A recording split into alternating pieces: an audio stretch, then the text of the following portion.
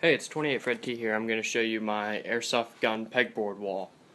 First I got the AGM STG-44, shoots about 430 FPS. The Echo 1 Vector Arms MP5 shoots about 420 FPS. The D-Boys SCAR shoots about 390 FPS. There's a BB gun, then a Crossman Clear fully automatic submachine gun.